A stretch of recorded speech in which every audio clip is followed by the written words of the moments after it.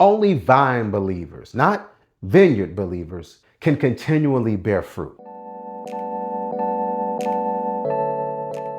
Grace and peace, everybody. Welcome to Sabbath School Study Group. My name is Chris Bailey, and I'm glad that you're here. This is part 3 of our 5-part series, Bearing Fruit, and our study of the books of the epistles of Philippians and Colossians, where Paul is talking about his prayer, his desire, and that's to see the people that he's loved bear fruit. That's really a symbol of God's desire for us. He redeems us in order for us to then turn around and be a part of redeeming others. So when we think about bearing fruit, it's a process, it's continual, but it can only happen when we are in connection to the vine and not just around in the vineyard. Now, before we study, we want to thank you again watching. We appreciate you. Hopefully this connects with you enough to watch it until the end if you can.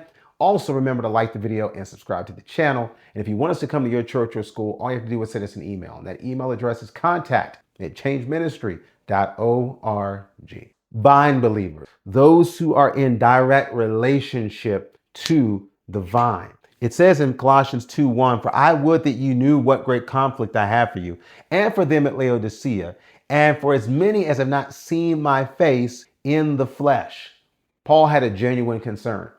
He's a teacher, in effect. And so it's one thing to be a teacher and you have students in your classroom, but it's another when you have students that you don't see day to day. They might be remote. Maybe it's some type of distance learning situation, but you're concerned, are they getting it? Are they connecting with it? It's different because they're not there face to face. He has this same problem, this same burden for those who never got a chance to see him and folks who've never seen him in person. So he's wanting and praying that, they're getting connected to the message, even though they may not see the messenger. So we're dealing with points of connection. Well, the promise is that in verse 2, that their hearts might be comforted, being knit together in love, and into all riches of the full assurance of understanding, to the acknowledgement of the mystery of God and of the Father and of Christ, in whom are hid all the treasures of wisdom and knowledge.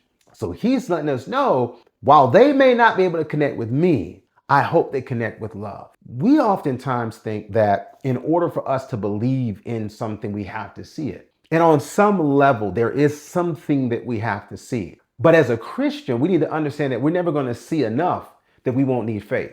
And the faith then has to lean into something, latch onto someone that I may not see him in person, but I know him in personality. I know him in character. And so this is why being a part of a church, it's a great thing, but it is not more important than being a part of Christ.